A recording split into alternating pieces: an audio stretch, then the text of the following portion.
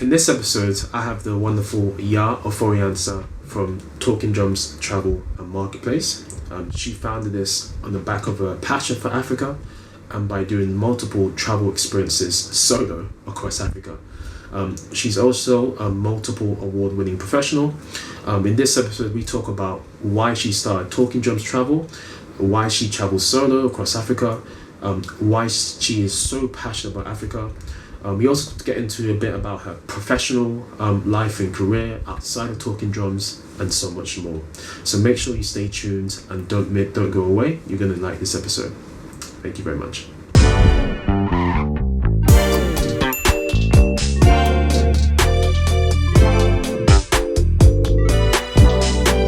Hey guys, welcome to season 3 of the Sound of Accra podcast. I go by the name of Adrian Daniels, as you already know, and this is the show where we chat with colourful creatives and entrepreneurs from a Ghanaian background or interest, bringing you one step closer to Accra, wherever you are, promoting global Ghanaian excellence. Now, I've got a very special guest for you guys today. Yaa. Thank you. I'm good, thank you, Adrian. How are you? I'm great. So you're gonna learn a bit more about Yaa soon, but just give the audience a little bit about, just give us a little elevator pitch about who you are and what you do. Thank you, Adrian. Okay, so thank you for having me, by the way. Welcome. I have been listening to the Sounds of Accra podcast. You've had great people on, so I feel really privileged. You've actually been listening. I've actually been listening. And Great. This is my first time. I've wanted to feature on a podcast. I even want to have a podcast, so this is my first time featuring, so I'm super excited. Yeah, I can help you out with that. Thank you. Got to connect. So, gosh, who am I? So my name is Yaa Ofori-Ansah, or Okay. Yaa Ofori-Ansah, Yeah, if we're pronouncing it correctly, you know. And gosh, this is such an interesting question. Like, who are you? So Ghanaian background, of course. The name gives it away. I see the Proudly canteen. Ghanaian, you know. Had to represent. Just like you got, I like the kind of like what do you call it? The tiara kind of crown. I was going for like the crown look. Yeah, like a real warrior. Yeah. Shout out to Yaa Santua. You know, story for another day. I think I took this up with me to the top of Mount Kilimanjaro. I took a piece of kente with me, and I think this is the piece. Wow. We'll come back to that. Okay. But, yeah. That's just a little bit of teaser of what we're going to get into. There. Just a little preview of what we're going to get into. Okay. So Ghanaian background. Both parents are from Ghana. Both parents are actually from Kwo. So very much from the eastern region. Me a Kwoni. I'm a mountain girl. Yeah. And parents met in the UK, so born and raised in the UK. Yeah. From Southwest London, proudly from Southwest London. Shout out to Southwest. I love Southwest. Love Southwest. Such a lovely area. Yeah, me too. It's got class as well. Thank you. It's got class. It's nice and green, you know. We've got nice, and there's like a lot of history. Yeah. I know there's a lot, you know, kind of going around, like in terms of development and stuff, and that's, you know, conversations about gentrification and stuff like that. But I like the nature element, the green space, the outdoors, and being close to the river as well. I think that's really nice. Awesome. So yeah, from South, went to uni, thought I was going to be a lawyer, studied law at SOAS, which is the School of Oriental and African Studies. So you already see a pattern emerging. Shout out to SOAS. I've got a couple of friends that went there, and it's nice. It's got quite a reputation. Yes. Full disclosure, I'm actually on the board of trustees at the moment. So in my role as alum, I just wanted to get more involved and be a bit more like active in the school. So gone back to kind of try and do that. But when I first went to SOAS for the open day, I remember thinking, like, how did I not know about this university before? Like, I remember being on the steps and seeing School of Oriental and African Studies. I was like, I'm going here. This is where I'm going. So when you study law at SOAS, although it's based on, you study the key or the core English law modules, you have really interesting electives that focus on the laws of Africa and Asia, and then you can also do electives in other schools within the school, or other departments, I should say. So like development studies or history, etc. So I really enjoyed the course and the opportunity to learn about the world beyond, or law beyond English law. And but when I left uni, I wasn't sure. So I went into uni like I'm going to be a lawyer, but I left uni like not sure. So I did some work experience in Ghana. So before that point, I'd always gone on holiday, etc. Doing the work experience was my first time going there for a longer period of time. And I think I've mentioned this to you before. I always wished I got to school in Ghana. Like you schooled in Ghana, right? Yeah. I realise this is a really long intro, but no, it's fine. Look, we're just going the flow here, so it's totally fine. But yeah, I'd always wished I got to school in Ghana, and so when I finished uni, I was like, okay, let me go and do some work experience there and just get some experience and just be there for an extended period of time. Which was a really insightful experience. And as well as when I was at SOAS as well, I kind of wanted to do more travelling, and I wanted to go to more African countries and didn't necessarily know how to do it or have people to go with me. So I'm just sprinkling how this journey came about. In the meantime, I was trying to pursue this law career, but wasn't really sure what it was going to look like. So ultimately, it just came to a point where it was just these two journeys I was on. One journey was trying to figure out career, and the other journey was I want to see more of Africa. And I think I'm probably still on both those journeys. But so who am I? I'm proudly Pan-African. I love Africa so much. I've been really fortunate to have been to a number of countries across the continent. And I'm not sure if that would have happened if I hadn't have just started going myself. So I guess leading that probably you have to have an element of, I don't know, just, I don't want to say fearlessness because I wasn't fearless, but there has to be a point where you just have to do it. So like no, just do it. Yeah, exactly. Wow. Okay. So I don't know if I answered your question. I have to be honest. I think you answered the question in your own little way. I mean, look, SOAS is a great uni. I find it interesting you picked law and did it at SOAS because SOAS, is typically people study other stuff there.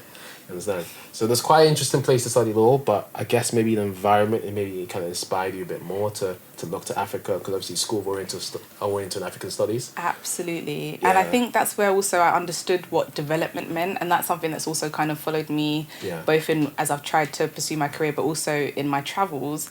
This element of having a positive impact, and again that comes back to where I am now with Talking Drums, but just trying to have a positive impact and trying to contribute in a positive way. Definitely learnt that from the opportunities and courses available at SOAS. So it kind of just opened my eyes and kind of was a really great foundation to looking at the world in that way.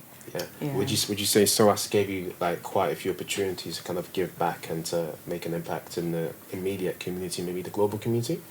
It gave the opportunity to look beyond the immediate community, and to have that global perspective. So I think when you're a SOASian, that's probably what makes you stand out from the crowd, is that you're having this global perspective. And just having these interactions or learning about laws and society of Asia and Africa alongside English law, like you're kind of really early on having this opportunity. So I'd say yes. That's quite interesting, like learning about different types of law from different countries as well. So is that kind of like open you up to kind of like wanting to kind of like see what else was out there, like beyond the UK and stuff? Yes, I think I've always wanted.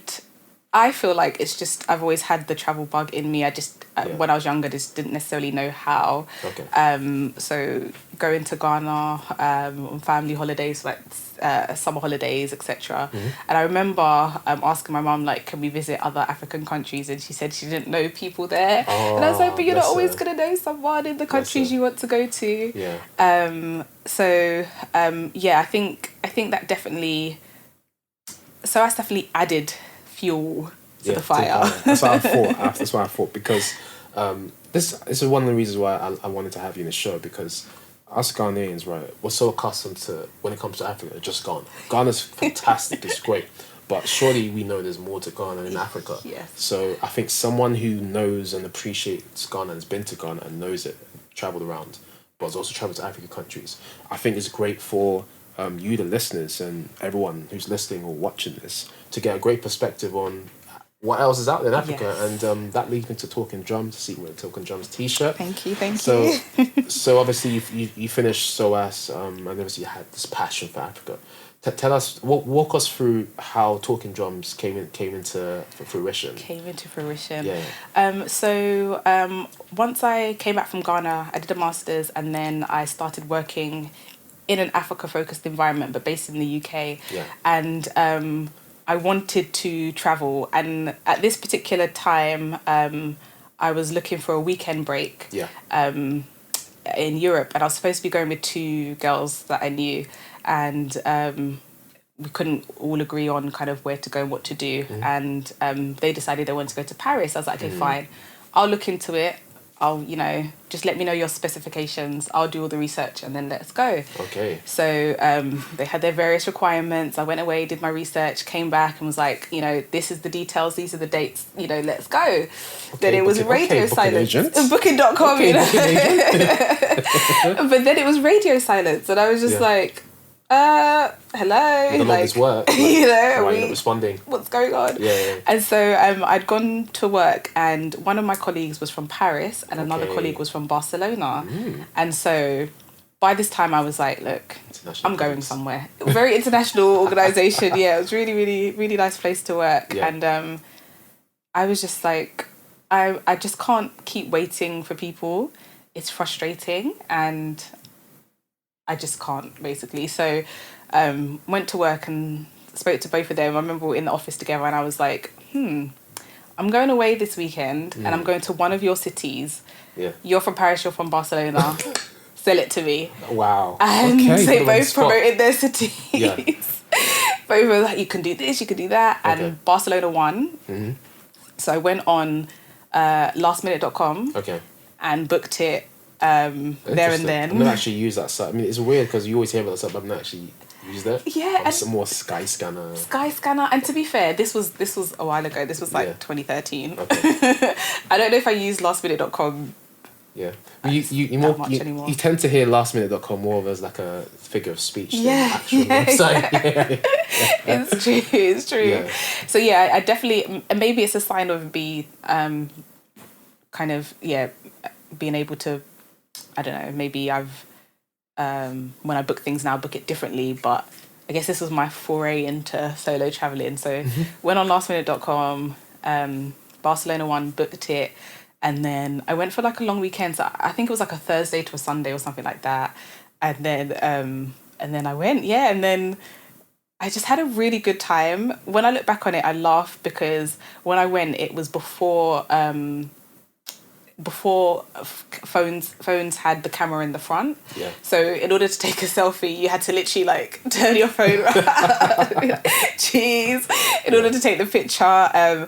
And so I was a little bit nervous, I can't lie. And but I did, like, when I arrived at the airport, I got a taxi to the hotel just to make life easier. And they have a metro system, so it was just, as long as you know the landmarks that you're trying to get to and where your hotel is, you might not be fluent in Spanish, but you can get from A to B.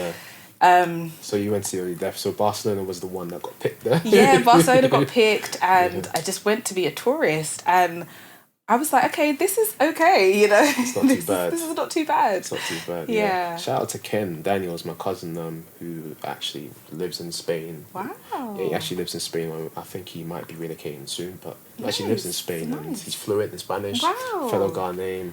What made him decide to move to Spain? Listen to my episode of Really? season 1.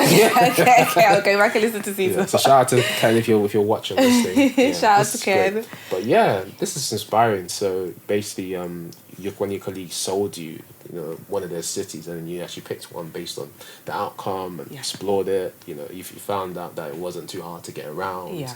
There were good places to see, great food, I'm guessing as well. Yeah, great What are food. one of the things that you look out for when you're traveling? We're going to go deep into this. What are one of the things that are deal breakers for you when picking a place to go and travel to, like in terms of like food and like accommodation and ease of getting around, languages? Like what's like your criteria when you're evaluating a place to travel to? I think first and foremost is safety. Yeah. Going solo, and especially going solo as a woman, safety is absolutely paramount. So I do a lot of research before I go to places. So even if people are like, oh, are you sure you should be going there? I'm like, I've done my research. So safety, absolutely, 100%. And then beyond that, it's probably just what am I looking to see or do at that particular time. Okay. So it might be that there's a particular place I've wanted to go to for a long time and decided actually I'm going to go now. Yeah. Or it could be an event taking place. Okay. So the first time I went to South Africa, I wanted to go to South Africa anyway. I love history, I love culture. So these are things that also drive me when I'm thinking about where I want to go. And at the time, this is 2015, they announced they were going to be playing the first ever NBA Africa game in South Africa. Yeah. Around the time I was also planning to go. So I was like, well, why not go at that time, go to the event, and then also make it into a holiday as well. So killing a few birds with one stone. That's like another kind of like, thing that helps the tips in that favour of going to that country. Exactly. Okay, so it could be an event taking place and you turning that into a trip, or it could be just wanting to, or even just like researching like the culture and stuff and just wanting to explore it a bit more. So yeah, there's a few things, but safety is always number one. Safety is number one. Okay, great. So obviously in the when we're talking about solo experiences, you just brought that up. I mean, I guess it makes sense to segue into that. Yeah. Let's talk about the solo experiences. I mean, you're quite this Dora the Explorer, one band man traveler around Africa, right? Yeah. You really want to make an impact in Africa. So let's talk about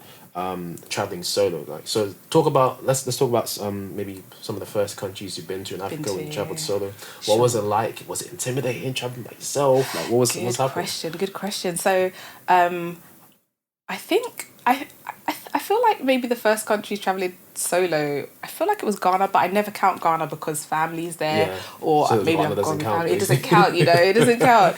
But the first one that I can remember, so I hope I'm not missing anything. So I'd gone through like a period of unemployment, and it took me quite a while to find a new job. So one of the key things I told myself was, when I get a new job, I'm going traveling. And so and I'd wanted to go to Zanzibar for ages. Wow. And prior to that, I'd volunteered in Tanzania, and I thought as part of that program I could travel afterwards. I could go to Zanzibar afterwards, because you're smart. I see what you. That was the plan. That was the plan, because it's one country. So Tanganyika was the mainland, Zanzibar is the island, and after independence they joined together to form Tanzania. Wow. So that's the history behind it. That's the history behind it. Incredible country, absolutely incredible. So I volunteered there for 3 months, and I was like, okay, great, I'm going to come back, because they said we can't travel, because it was a partly government funded program, because we can't travel kind of outside of the program. I was going to go back to Zanzibar. So when I did start working for a bit, and then went, and when I tell you, it was absolutely stunning. It's the place that when you hear that Africa they don't show you. It was white sand. It was turquoise waters. Zanzibar, yeah. Oh my goodness! Yeah. And you see this, you see it in the Caribbean all the time. They showcase it, so it's like, wait, this is in Africa. This is in Africa. This is on our doorstep. I know. So I mean, let's take a step back. You said Zanzibar is a country that you really wanted to go to for quite some time. Why? Well, so Tanzania and Zanzibar as a whole, but I was thinking about this the other day. I don't know what it was that had made me pick Zanzibar, because I just knew I wanted to travel over Africa. I knew that, but I when I decided to volunteer, they had 3 locations, and I had decided Tanzania because I wanted to go to Zanzibar, but I don't remember why I'd wanted to go to Zanzibar to begin with, but I picked Tanzania because of Zanzibar.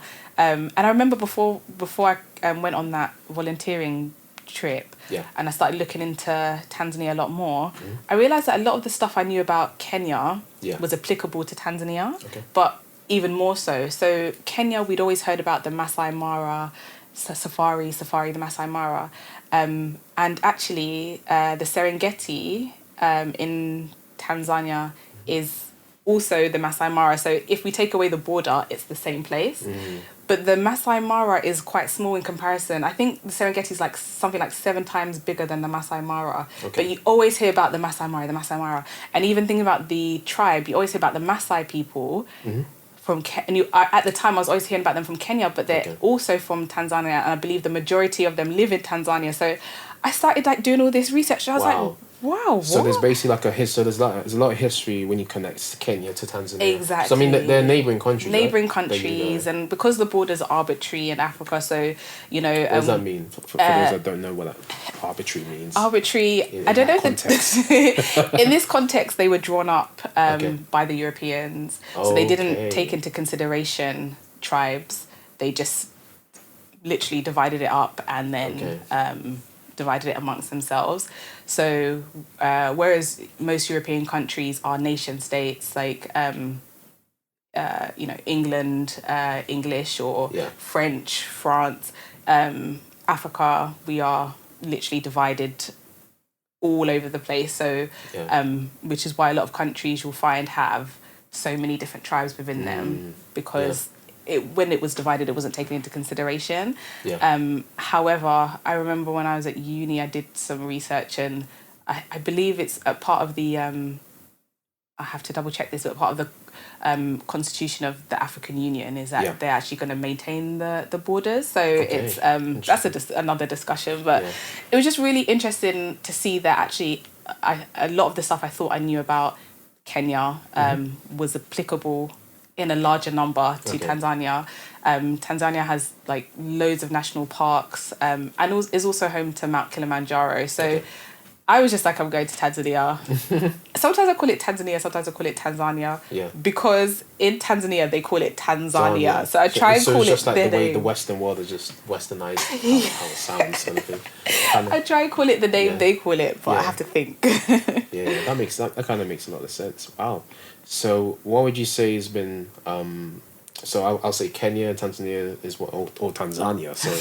That's been one of your most memorable travel experiences in Africa? Yeah. So that was the one that I can think, like, I went first solo. So I did my research, went out there. When I arrived, I went to this, so I stayed in 3 places. Because I was thinking like, oh, maybe I should do blogging. But it was always, I always found it kind of difficult to share my experiences, because they're kind of quite personal to you. So so I wanted to blog, but I was having difficulty sharing my experiences. So anyway, went to Zanzibar. My first stop was a place called Paje, which is on the east coast. And I just remember being blown away because by the time I got there, the tide was kind of quite close to the shore. So I was like, oh, wow, like I'm going to come back in the morning, go for a little swim. I mean, swim within reason. I'm not the best swimmer, but And this was a solo trip, yeah? Solo trip. Wow. And then when I woke up in the morning and went to the ocean, the sea was like so far out, you could walk on the seabed for like ages. It's the most incredible thing I've ever seen. I've seen that before. It's I've insane. seen that in different countries. It's incredible. It's insane because the night before, it was like right up here. And then the next day, to the point where there were women seaweed farming. So they're literally farming in the seabed. And then when the tide comes in, I guess it helps the seaweed grow. But I just couldn't believe my eyes. So I just went walking around on the seabed, was seeing like sea urchins and stuff like this, and I was just like blown away. So that was a nice experience to really just experience something that you just weren't expecting, but also it was just something to learn. So that was definitely like a memorable moment for you. Very memorable. Just being able to walk around the seabed when the tide isn't high and all that kind of stuff. So is that kind of one of the things that you love when you come to visiting the countries, like the beaches? Is that something that you really look out for? I like beaches. I do. I love the learning element. So whenever I can learn, I think is fantastic. But like I guess it depends kind of what you're looking for in a particular trip. So with that trip, the sea and beach element was one part. And I knew they had like really good marine life. So I went on a kind of like a tour. Yeah. And then we're supposed to go snorkeling, and it was just crazy because the guides could just swim so freely. Like, it was incredible to watch them. They were able to just go down, no armbands, no life jackets, and they would pick like animals off of the seabed and come and bring it up to us and show us. And I remember like he brought a sea cucumber. I'd never heard of that before. Wow. Like, what is that? Google sea cucumber. Like, it's like, Google what sea is cucumber. this? And it was just so funny. So yeah, that's one element. It's really nice. I also as part of that trip, so Zanzibar has a lot that you can see and do, and I think once you know that you can, it is easy to navigate. It's not a very big island. So I also spent some time in the very north. Actually, I think I went to the very north first. Sorry, yeah. So that bit was more touristy. Okay. So that's when I did the tour, and then there was just lots of activity, lots of music. Beautiful seafood. If you like seafood, it's just... I love seafood, man. I could be here all day eating seafood. Man. Seafood is so nice, and it's fresh, you know. Fresh, yeah. And then after that I went to Paje. So Paje had the beach side. They also had it's close to this place called Jozani Forest, where they have the red collar boss monkeys. These are unique to Zanzibar. So if you go there, you know you're in Zanzibar because it's the only place where you'll find the red collar boss monkeys. Okay. And then after that, I went to Stone Town, which is a UNESCO World Heritage Site. Yeah. And it is it's like a maze, but also very, very cultural, lots of history. Okay. And also I did a spice tour because Zanzibar is famous for its spices. So it's known as the Spice Island. What's a spice tour? Spice tour, they take you to this I don't want to say farm or rainforest, but they take you to this rainforesty farm place where they walk you through all the spices that you can find, and you can they like might cut down like a bark and be like, what does this smell like? And it's like a certain, like, it's like cinnamon, or, you know, or so it's like a scent kind of experience. Yeah, like a scent experience. They also have some fruits there as well, and then they have I believe it's ylang ylang, which is what inspired Chanel to make Chanel No. 5. Mm-hmm. So they would be like, this is Chanel No. 5. Okay, interesting, man. So they go far and wide across the world to get their unique scents. Unique scents, exactly. Okay, exactly. Cool. Perfume industry. I'm coming for you. Wow. So that's quite something. So you mentioned safety earlier in the episodes today. Yeah. How safe were you navigating Zanzibar? So I felt very safe. I think one of the most important things to do before going to any country is understanding their local customs. Yeah. So I knew before going that women would probably have to cover up a bit more outside of tourist areas. Okay.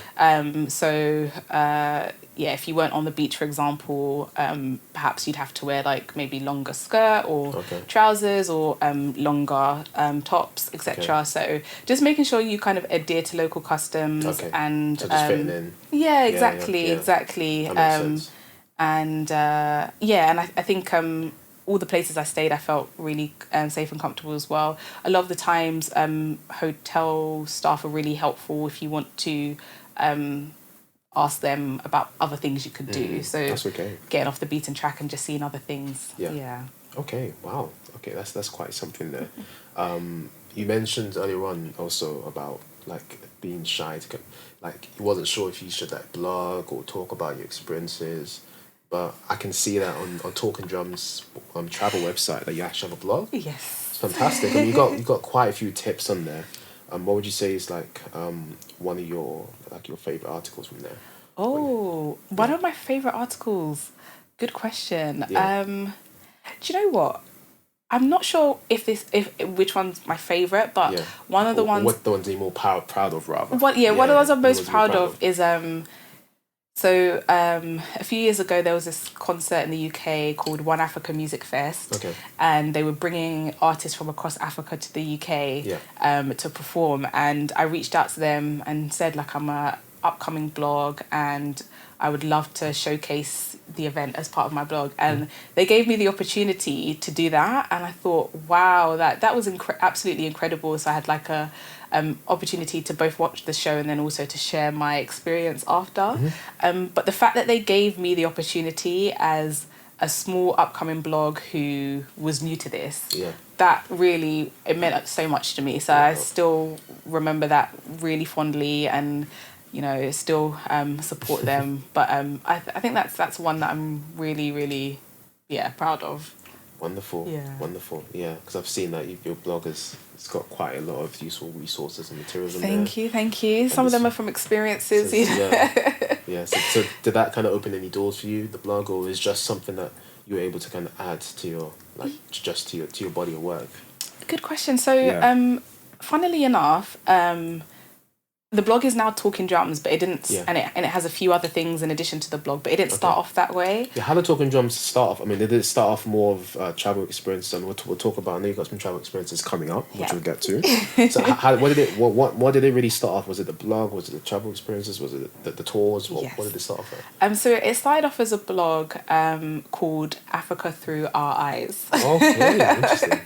So that was the original concept. I wanted to show Africa through our eyes. So literally, it did what it said on the tin. But when I set it up, I set it up on WordPress, which I'm not really that tech savvy. So it was quite basic, but I thought I did a good job. And I have this friend who I remember I was saying to him, like, I want to set up a blog, and he was like, oh, you keep saying that. So then I thought, the next time I see him, I can't have this same vision without having executed it. So then the next time I saw him, I was like, so my blog, and he's like, have you made any updates? And then I was like, well, now that you mention it, here you go. There you go. And I could see from his face he was proud of me. So it was called Africa Through Our Eyes, and I got a logo designed through Fiverr. So this was a few years ago. Shout out to Fiverr. I know it's quite popular now. Very popular. I think now. Upwork's pretty good as well. I think it's like a better version of Fiverr. What are they called? Upwork. Oh, I haven't heard of them. It's like a more premium version of Upwork. Okay, nice. That's good to know. So there was a guy on there who I literally told him exactly what I wanted, designed the logo for me. So the logo was literally an eye with Africa in it, and then it would say on the outside, Africa Through Our Eyes. So everything did what it said on the tin. So it was a blog, but I just didn't blog anywhere near as much as I should have, and that was partly because I just didn't know how much to share and how so had to get more comfortable learning on the job and getting more comfortable sharing. And funnily enough, I went to Ghana in December 2019. So it was part of the year of return. And I think it was January the 2nd maybe. Fuse ODG was having a conference at the Accra Conference Centre, and it was just bringing together loads of people and having various discussions, and someone was talking about Talking Drums, and it just that's how you came up with the name. Literally, I was like, and funnily enough, I was like, that's what I'm gonna call my novel that I'll write one day. It's gonna be called Talking Drums. But it just kind of just like hit me, and I was like, that's a really good name for something, you know. So I was like, okay, I kept that in mind. Light bulb, that's it, light bulb moment. So I was like, okay, right, I'm gonna use Talking Drums as a name for something. Have you played Talking Drums before? I have. Technically, I have two drums. They're actually, I'll come back to the logo, but I have these two drums. But I have two drums that both are from Ghana. Both are actually from the Art Centre in Accra. But it was in Accra. Okay, it's one of my favourite places. It's the one. That's the one near Independence Square. Exactly. They are hustlers over there. They are. The Art Centre in Accra, they are hustlers. Like, there's so many people selling the same stuff. Like, if you try and go to one, you feel guilty because the other guy. Maybe you told the other guy, I'll come back to you, but then this guy's got a better price, a better product. You go in, it's just like it's a mess. I think usually I would advise going with somebody if you go to the and haggle, bargain. That's the key thing. Before you know, they'll give it to you for free. Just take it home, sir. Take it home, sir. I just want my life. Thank you. So that just stuck in my mind, and then so I was thinking I'm definitely going to use this for something, and then I decided actually I'm going to use it for the blog. And I feel like that had a snowball effect. Okay. So once I decided I was going to rebrand Africa Through Our Eyes to Talking Drums, my friend had mentioned that Wix was quite a good site. She had Wix as her wedding site. You know, you can do like sites when you're kind of. So that was they hosted that. So she was like, it's quite user friendly. Yeah, it's pretty good for DIY sites. Yeah, it's pretty good. Yeah. And if you're not that tech savvy, if you're not that tech savvy, that's the word. Then it's really good. So for me, who wasn't that tech savvy, I found Wix to be phenomenal. Like the website, I've created it all. I'm so proud of it. And then so that was a knock-on effect. And then one of my friends. He was promoting on LinkedIn. Okay. I love LinkedIn. A logo designer. Yes, I think LinkedIn is a resource. I didn't realize how good it could be. Oh man. You know. Yeah, the organic reach and engagement is way better than other platforms. Right, exactly, and you can find out so much. And so he'd recommend this logo designer called Luke, and so I reached out to him. His name on Instagram is DD by Luke, Digital Designs by Luke. Have to give him a shout out because I reached out to him and I was like, I want a logo based on Talking Drums. All I know is that I want 2 drums leaning next to each other. Yeah. And then I sent him like a few things that just to give him kind of like an insight into what I was thinking. Like I sent him an overview of what the Talking Drums are. I sent him a video of Talking Drums. And then he came back with some concept ideas and then went away and created this logo. And when I tell you, like, after he sent me this logo, it was just a game changer. I was just like... I love it. I actually love it. It stands out. It stands out. I really, really like the creativity that went into it. But also, it really made me realise that I had a brand. And so from that point, I was like, okay, I can't just you know, be like, oh, I don't really know if I should blog or not. Like, it really gave me a bit more of a push. It did, yeah. You know, to make it into something. Yeah. I guess that's what happens, you know, when you want to kind of get something that you like, you just want to make it what it should be. Yes, exactly. So again, I have to give another shout out to Luke. Shout out to Digital Designs by Luke, or DD by Luke on Instagram. Tell him Yaa sent you. Absolutely incredible. Such a quick turnaround.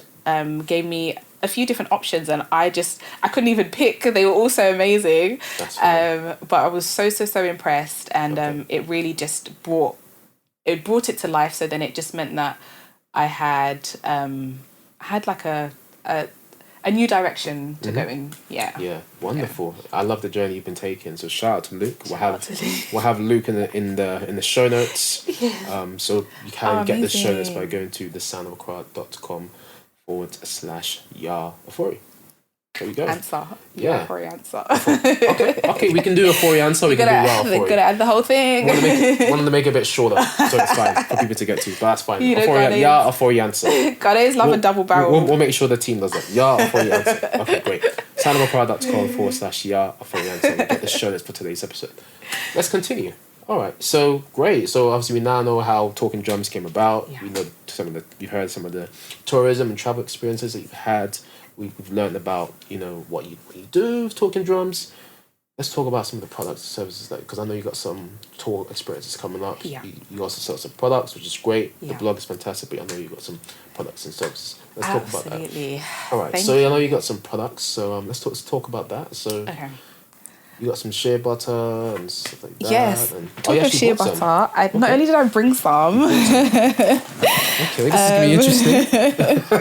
We've had some guests in the past who have their own organic skincare line, so it's great to see another guest that has their own line. So this is actually for you. Oh, thank you so much. Thank you so much. I'm trying to get I'm still trying to give my previous guests their gifts, and you give me one. So thank you. So to talk us through this. Yeah. So again, one of the things I was thinking about is when I was, you know, playing around with ideas when the name Talking Drums came about. It's just kind of business and entrepreneurial ideas and things that I could do. And I use shea butter. I use natural skincare. I've always had sensitive skin.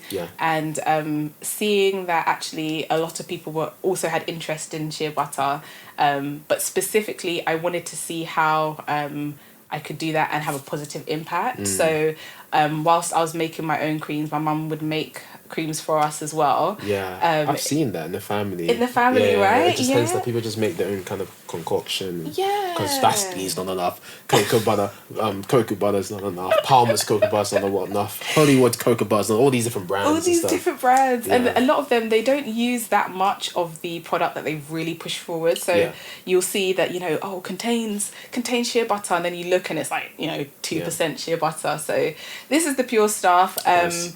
This was sourced specifically from a Ghanaian company who have their own women's cooperative. So the women come together and make the shea butter and get a fair price for it. Nice. And then they export it. So sourced from home. Sourced from home. I like that. And wanted to ensure that the people who were putting in the work got a fair price for it. So so that's the key. So Talking Drums natural skincare, we're starting with pure shea butter, but it's going to expand. Okay, so you focus on just this product at the moment? Focus on just this for That's now. Great. I always recommend that. Yeah, oh, thank you. I'm going to get some business tips from you. So just the shea butter for now. And all we really do to it, just to make it usable, is to filter kind of any maybe bits that might have come through on the process, whip it, and then also seal it so it's, you know, user friendly. So once it's whipped, it's a bit more easier to use. So it is literally 100% pure shea butter.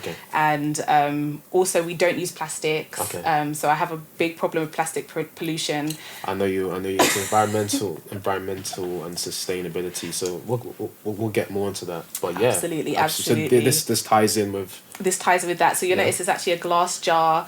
So it's reusable. And if you choose not to reuse it, you can always recycle it. So the key thing is trying to use less plastic or no plastic at all. I like that. And then also trying to source from local businesses in across Africa. So this in particular is from Ghana. But hoping to branch out into other skincare products, and this is just one product we have on the marketplace. So Talking Drums marketplace, the whole point of it is to source goods from local businesses and kind of bring them to people. Like ethical, like sourcing and trading, and, you know, making a fair profit for yourself, but also for them. So it's a win-win situation. Adrian, absolutely spot on. I think I need you in an advert or something. That is literally it. And I also like the story behind things. So this, for example, you know, it's sourced from women's cooperative. This bracelet that I'm wearing, I bought this in South Africa from a really sweet lady called Mama Daisy in Soweto. Shout out to Mama Daisy on YouTube. Hopefully. In Soweto. And you know, so I love to be able to people to be able to understand the story behind things. So that was one of the key things I wanted to do, is to just kind of bring these goods that, you know, you buy when you're traveling around and, you know, you have these interactions with people, and put it in the marketplace. So the marketplace is very much a curated marketplace, and I keep using the word curated. It makes sense. Because it makes it feel like a museum, you know, like it's specially picked, you know. because they've all kind of come about from on the back of the travel experiences you've had. Exactly. Which is great. It makes sense. Adrian knows what time it is. Exactly. Exactly. So so just bringing their products and services, and there's a company that I sourced some bags from called Schwelka. They are, sorry, I pronounced that wrong. Schweka. Yeah. They are based in Kenya. And the young lady whose company it is, she studied law. I believe she couldn't find a job opportunity. And at the time, Kenya had just banned plastic bags. And so she saw a business opportunity where there are these traditional bags that they use in Kenya, called Kiondo. And you would have seen them. They're like woven bags. I've seen them. And I should have brought one with me today. But didn't want to be too colourful, did you? You know, I had to tone it down a bit. But she works with women in coastal communities who are weavers. And so they use like raffia or palm leaves to weave bags. And at the time, Kenya had just introduced this plastic bag ban. So then she created a solution to this. Like a recyclable bag that you can use. You can reuse. And it's creating a solution to the fact that no more plastic. So when I when I saw her bags, I thought they were stunning. But when I read her story, I was like, incredible. So sourced some of her bags as well. And funnily enough, one of the bags that we are selling at the moment on talkingdrumstravel.com/marketplace. There you go. That's the website. It'll be in the show notes. Don't worry. Exactly. Yeah. One of the bags is a shopper bag, and it's like, it's just kind of like this size, quite big. And would you believe Louboutin, the designer, and Loewe, the designer, both have similar bags for about 10 times the price. 10x markup. That's what they do, right? That's what they do in the West. They just take something from Africa or from third world nations and they 10x markup. 10x markup. I just couldn't believe my eyes. I could not believe my eyes. So this is one of the things I'm encouraging. Like, you know, this has been directly sourced from those who make it. We're supporting a woman entrepreneur who's creating a positive solution in Kenya, and so these are the things, and I'm always on the lookout for companies we can source things from with these kind of stories behind it. So the main vision behind the marketplace is curated marketplace, bringing products and services. In addition to the products, we also be providing travel tours or travel adventures, as I like to call them. Let's get into that. I've been waiting for this moment. I've been waiting for this. So. This is off the back of having lots of people reach out to me and ask me, like, you know, what did you do when you went to this place? Would you recommend going to that place? How do you travel XYZ solo? What should you do? And how are these? Let me ask you this: how are these questions come about? Like, were they seeing you your social media? Were they just seeing you travel to these places? Was it just did these questions come out from the back of conversations with people 1-on-1? Yeah. What was the most popular kind of? Good question. I think actually the most popular is from friends. Friends, yeah. But friends who have seen what I've posted on social media. Or if I've had one-to-one conversations and they're just like, oh my gosh, wow, like that sounds amazing, tell me more. And they've actually followed up with that and they've gone to Exactly. Or they've planned to go to places anyway and they've seen that I've gone there, so they're just like, I want to know more, tell me more.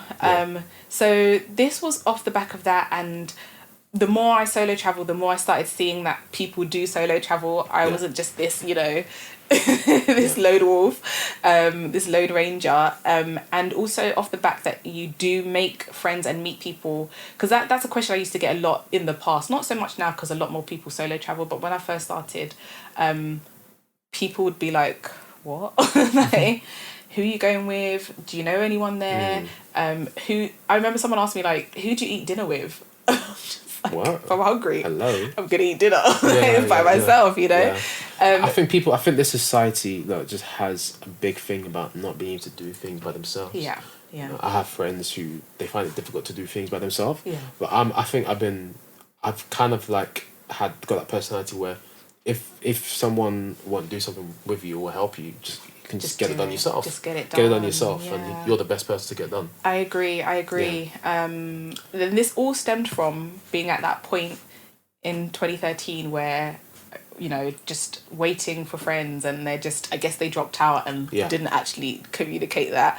So just being frustrated with always having to wait, and just that's why I went this solo trips, because I think we've all been there. Like friends just in the last minute. Oh, sorry, I can't. I've got to raise a baby. I've got to do this. I've got to do that. I've got all of this. Like, wait a minute, mate. We gave you advance notice. Yeah.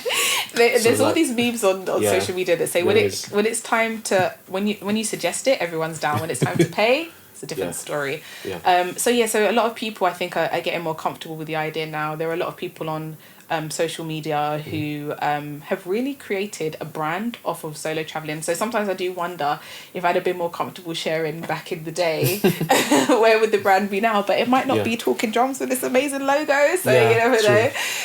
So I guess so you feel like it's a blessing in disguise. The silver lining is that if friends did come, you may not have come up Talking Drums because you're solo. Because you travelled solo, it kind of gave you opportunity to do more exploring, like your way and by yourself, and as a result, you just got inspired. Like, okay, wait, you know what? I can turn this into something. That's literally hit the nail on the head. And the only thing I'd add to that is that I've been to countries that I probably wouldn't have been able to go to because no one would have wanted to come to these countries. So I have been to countries that no one would have wanted to come to. One of the reasons as well that I started solo traveling is because people didn't want to go to the countries that I wanted to go to. So it is so trendy now to go to Africa, which is fantastic.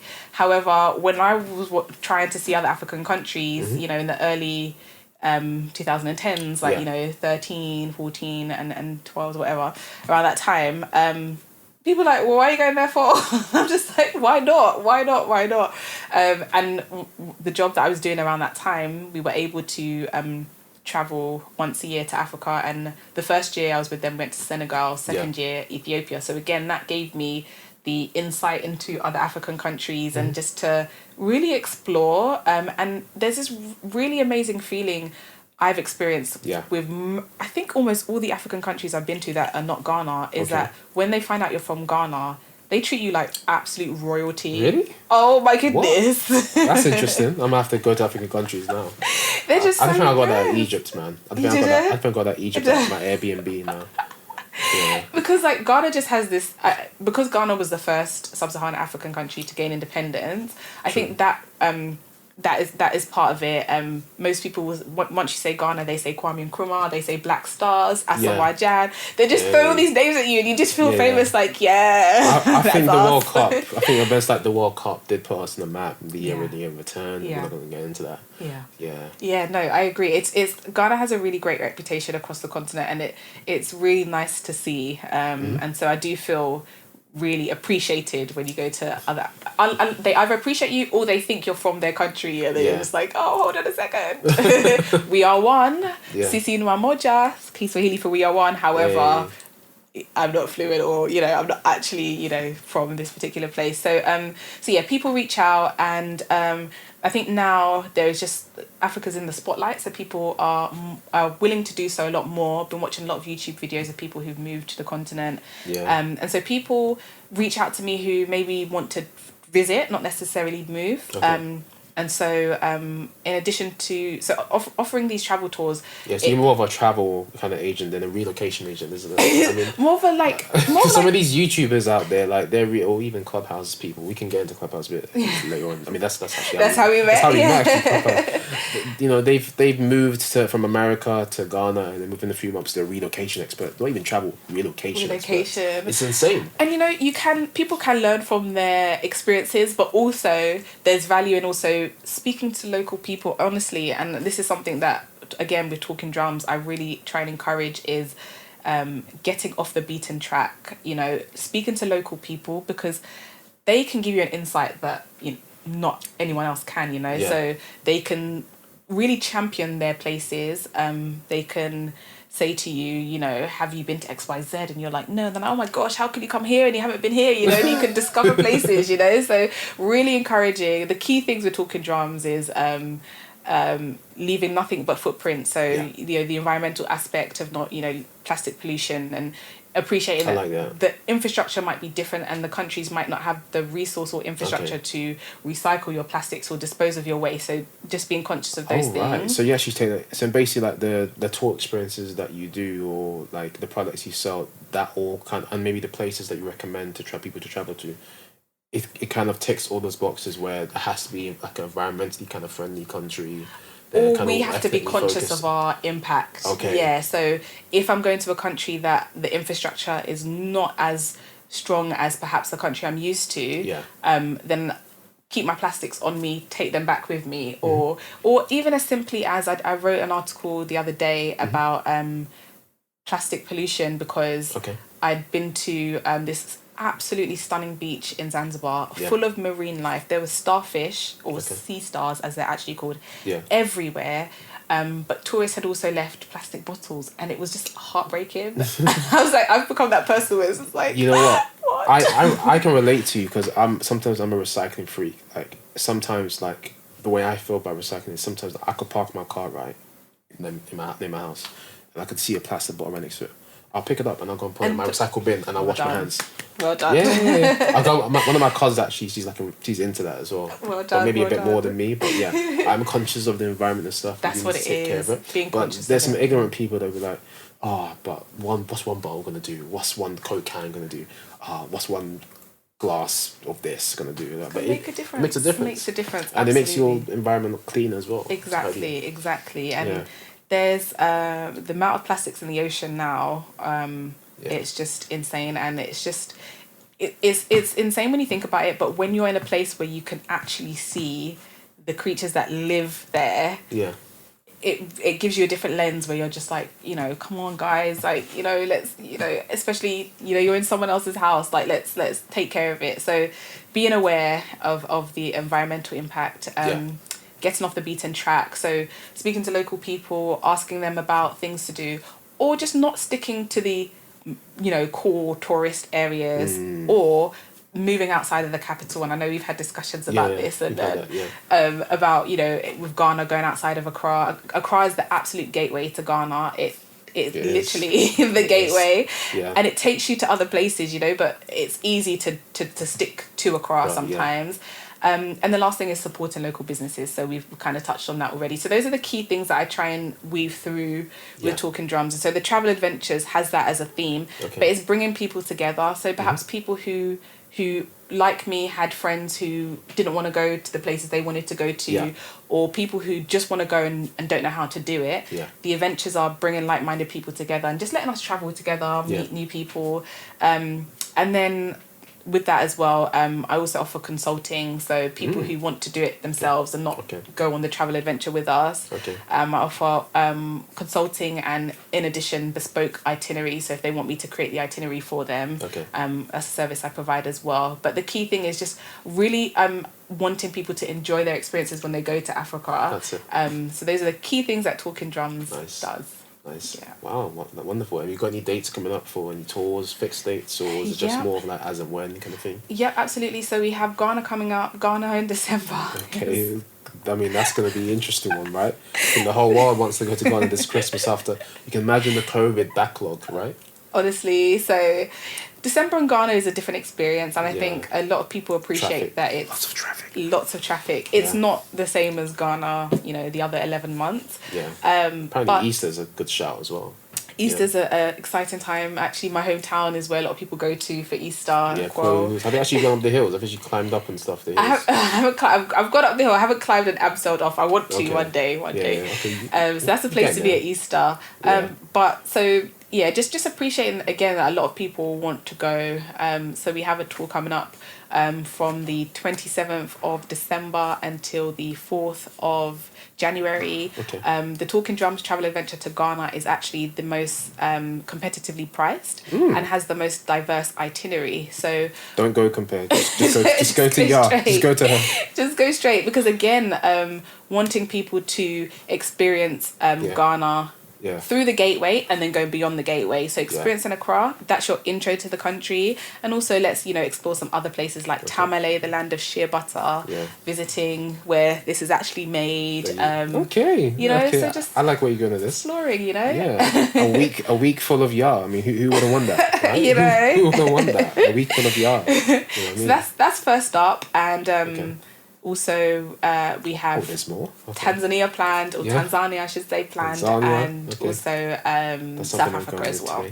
South Africa, wow, okay, cool. So there's a to be confirmed date. So. Yes. Right, okay, cool. Well, where can they all kind of get information of that? So, all the information you need is on www.talkingdrumstravel.com. That's www.talkingdrumstravel.com. And also on Instagram at talkingdrumstravel. We're always open to collaborate. People who want to contribute to the blog. People who want to collaborate on a tour. I found a really great a similar tour adventure provider in Botswana that I'm really excited to be partnering with. I forgot to add, actually, with the travel adventures, as much as possible, we try and procure our goods and services from local businesses. So, for example, in Tanzania, the safari provider is a Tanzanian company, because a lot of the safari providers are actually international companies. So nothing against international companies, but really trying to support local businesses and local entrepreneurs. And if there's anyone who has a business that they want us to also sell it on the marketplace, be happy to do that as well. So all things talkingdrumstravel.com and on Instagram as well. Perfect. Okay. And I know there's a professional lady outside the whole travel and tourism kind of expertise there.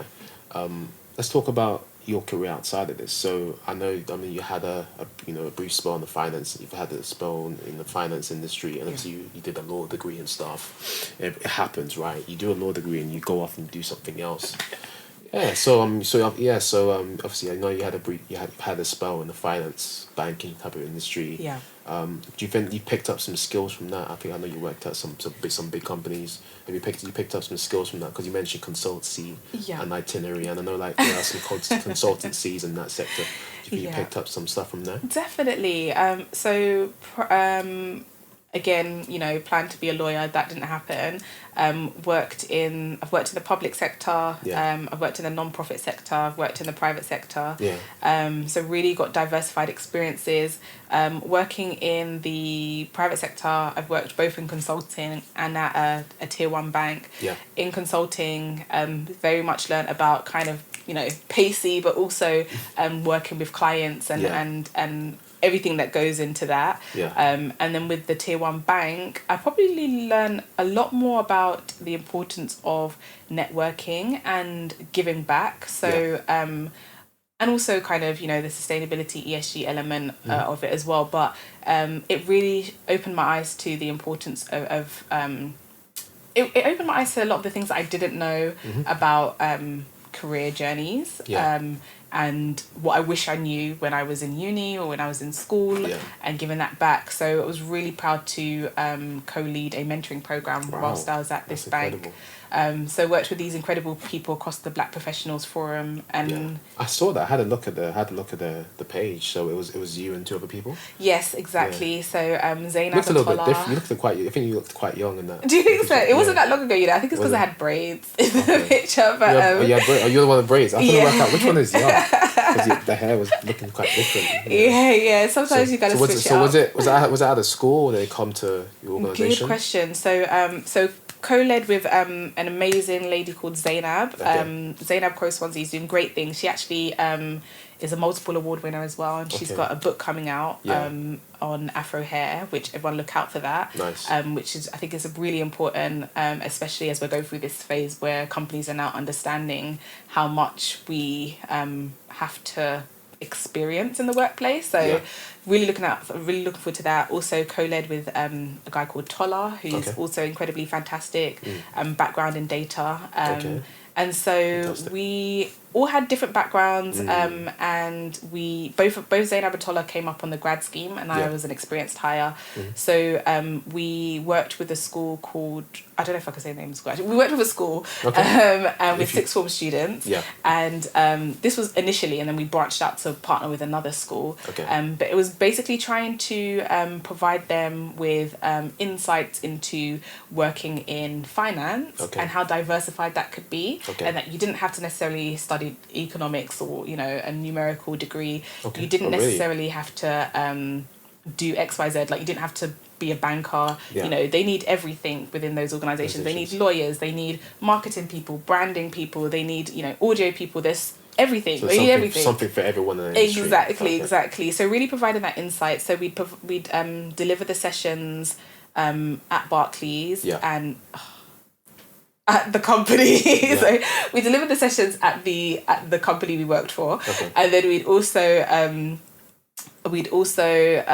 deliver it with some partner organizations. So there was a place that offered coding, so we would go there, but we really wanted them to just visually see what these organizations were like, and just demystify what it meant to work in finance. That was the key thing. And even if they didn't choose to work in that organization, they were armed with the knowledge after the program of all the things they could do. So that was the key thing, giving them that knowledge of what they could do.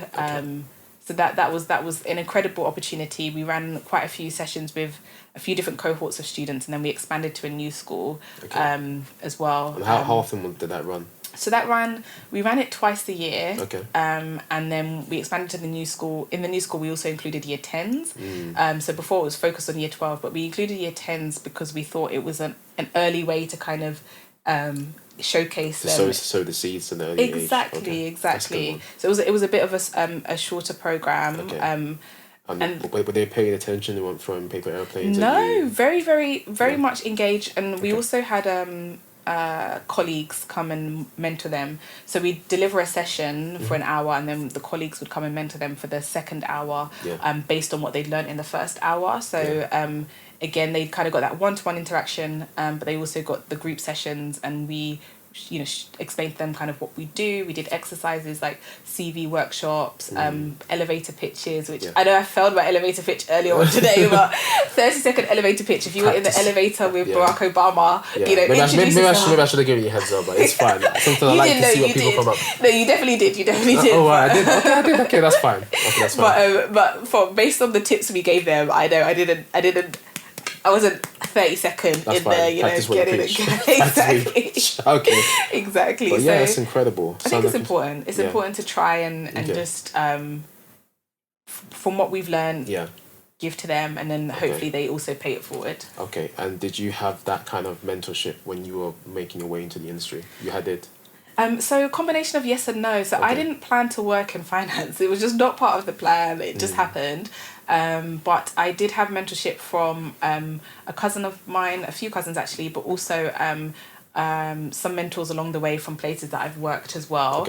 The mentors were largely in the law space, and cousin in the finance space, but they kind of gave also support kind of across the board. That's interesting then. So kind of like from friends and family. Yeah. But I think what I realized as part of this program is how much people, because I never did a grad scheme. But it was really eye-opening to see the value that people get from grad schemes. And so you're just wow, it's really eye-opening. It really is valuable, yeah. I think my brother did one as well, so he benefited from it. Yeah, exactly. He was able to get into the industry himself.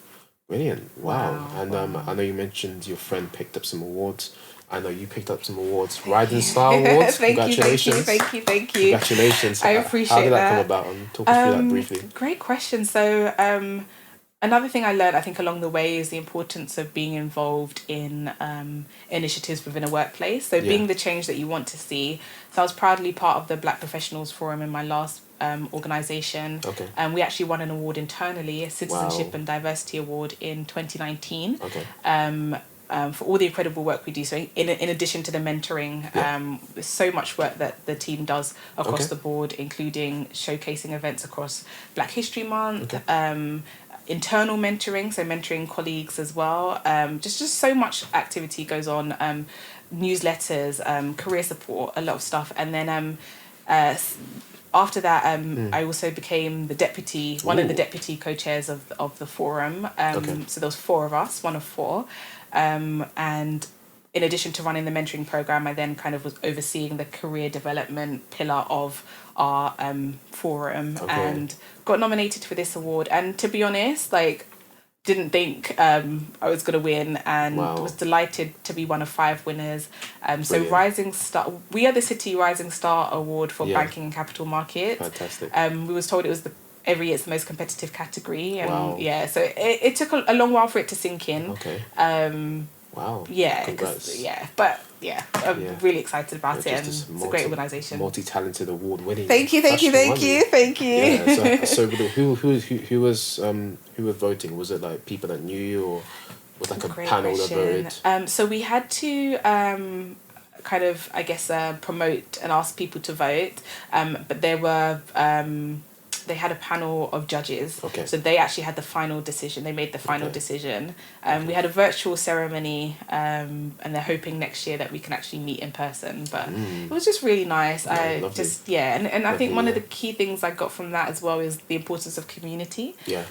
Both in my experience in my last workplace, but also in the award, that they said that we're going to be a community, and I think it's so important to have that community. It is, I mean, this is great. I mean, I think it was sponsored by Goldman Sachs, and it's great to see Black people, Black professionals like yourself being recognised. And I know the KPMG Entrepreneur Award just went past, and some great people that was in that program. So I think it's a great period for Black professionals, Africans, to be recognised. Absolutely, and I think as well. One thing that keeps kind of coming to mind in more recent time is this importance of intersectionality. So in addition to being Black, also being a woman, that's another thing you have to factor in, and you don't always realize that's also a juggling act. So just being aware of those things and just trying to create an environment that brings those who are junior to us, brings them up along with us as well. Perfect. Yeah. Okay, so what's next for Talking Drums? What's next for Yaa the professional outside Talking Drums? Good question.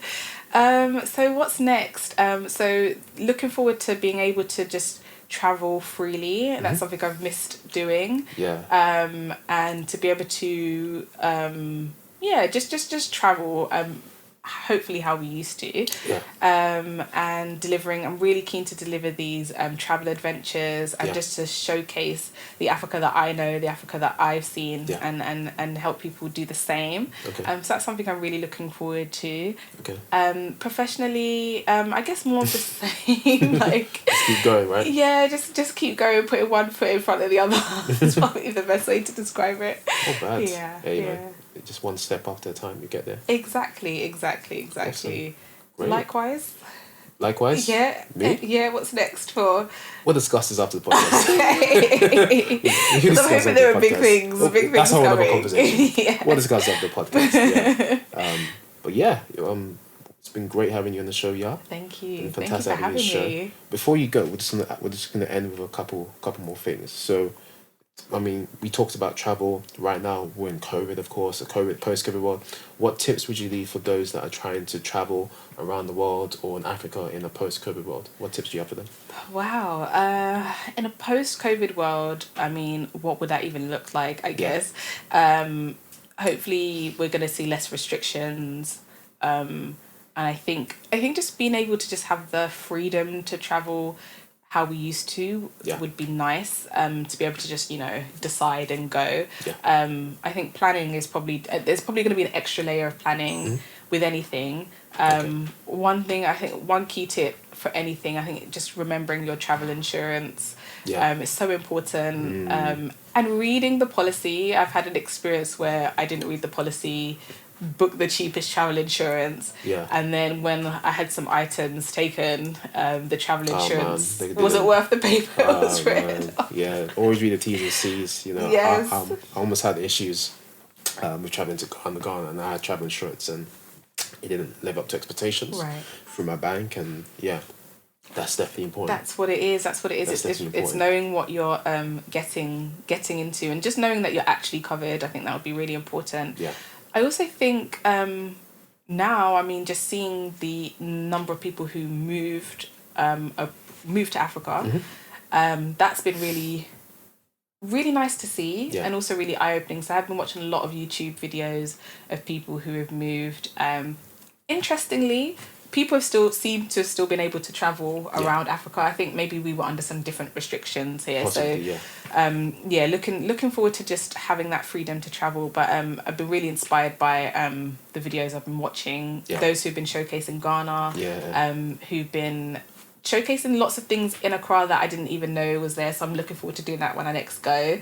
And then also showcasing outside of Accra, but then also showcasing around the continent. So I mean, there are lots of big names that I'm sure we all know, like the Wode Myers of the world. But he did a fantastic video recently in Namibia. A selection of videos actually, and there was one particular video he did of Walvis Bay, and there's another YouTuber I've been watching a lot called Jules on the Run. She also did some videos in Namibia as well, and not only is it absolutely stunning, but Walvis Bay is where the desert meets the sea. And I think Wode Meyer was like the Dubai of Africa, or why leave Dubai when you can come here? And that's what it is, there's so much we have available in the continent. There's so much to see, and there's a lot of cultural appreciation we can take from each other. So it would be great to be able to just see more, and to not feel too restricted. I mean, sometimes language can be a barrier, but one thing I always recommend is learning a few phrases, or even if you just have a small phrase book, but if not, learning a few phrases. Because that really helps in terms of cultural immersion, and people really appreciate it. I'm not the best French speaker, but I've been to French speaking countries and I've made it back, so that obviously works. So hoping that we have the ability to to roam freely, to be the nomads that most of us are. Yeah, it's fantastic tips. Thanks for sharing, Yaa. And I'm gonna end with this because you mentioned Accra. So I do ask my guests this in the past. So if I mention the word Accra to you, what thoughts, feelings, ideas come to mind? So, right from the top of your head. Culture, buzz, fresh kenke from the roadside, dokuno. Dokuno, kenke. Yeah. Joy, happiness. Yeah. Awesome. Well, Yaa, it's been fantastic having you on the show. Just remind the audience of the social media links that we can follow up with you. Huge thank you for having me, Adrian. Pleasure. You can find me at www.talkingdrumstravel.com There you go. and Instagram at talkingdrumstravel. Nice and sweet. I love that. And we'll have all of the key references and links in the show notes. You can head over to thesoundofaccra.com/Yaa Ofori-Ansah. Thank you, guys.